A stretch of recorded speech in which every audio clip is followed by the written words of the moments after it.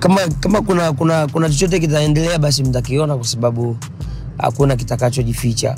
Yani kazi, na tunapofanya kazi siku zote waga tunahitaji umoja, kwa kama itatokea mtaiona.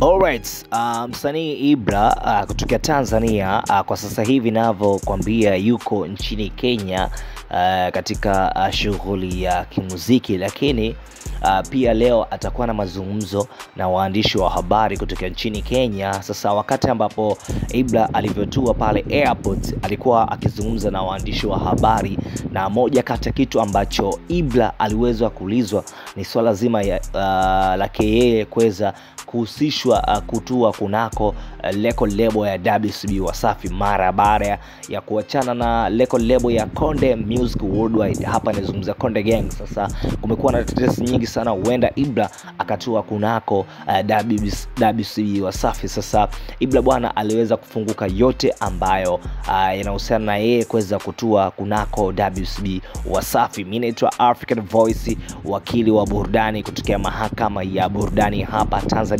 Kama bado hujasubscribe katika YouTube channel yetu, basi make sure umesubscribe ili kuweza kupata update karikari kama hizi hapa ambazo unapaswa kuweza kuzipata. Yes, and of course, kwa sababu mimi ni na sharti moja ambalo nimepewa niweze kukupa burudani wewe, basi cha msingi nisikize mwanzo hadi mwisho.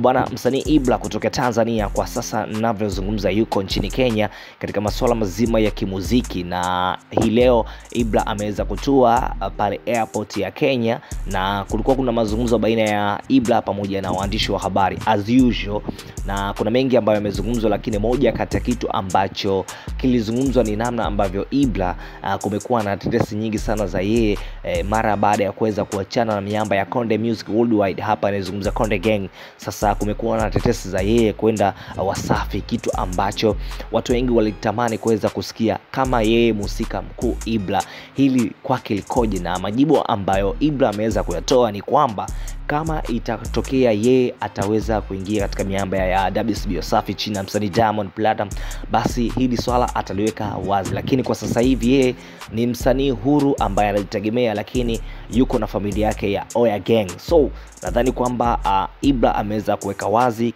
kile ambacho watu wengi walikuwa wanajiuliza kwamba hii Oya Gang ni record label ama ni gang yake tu ama ni nini. Sasa kwa jinsi ambavyo alivyozungumza kwamba yeye ni msanii ambaye anajitegemea ila familia yake ni Oya Gang, anamaanisha kwamba hayupo katika record label yoyote, ila ni Oya Gang ni familia yake ambayo ameandika tu na kuanzisha kama ilivyokuwa kama labda Mr. Love Bite Gang ya Mr. Lava Lava vile, unaelewa, ama Wanamani Gang. Lakini pia Wanamani Gang ambapo mwanzo ilikuwa chini ya Bad Nation. So ndo kama vitu ambavyo yeye Ibra anazungumzia. Kwa hiyo ni kwamba Ibra ni msanii ambaye anajitegemea. Kwa hiyo lolote ambalo litatokea kuhusiana na yeye kusaniwa kunako WCB Wasafi, basi hili lote ataliweka bayana. Mimi naitwa African Voice, endelea kusalia hapa Top Live kwa sababu yajayo ni yanafurahisha na mengi zaidi ambayo ninakuandalia ni mengi mno sana.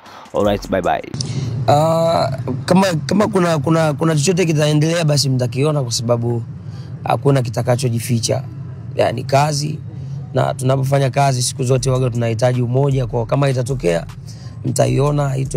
Hatutoficha chochote na siwezi kuficha chochote, kwa sababu kama itatokea WCB ikawa ndo sehemu ambayo labda nitaelekea, mtaiona kwa sababu ndo nitakuwa nafanya nao kazi. Lakini sasa hivi tuko Oya Gang kama Oya Gang. Oya Gang is my family. Like ukiona familia yangu basi ni Oya Gang, yeah.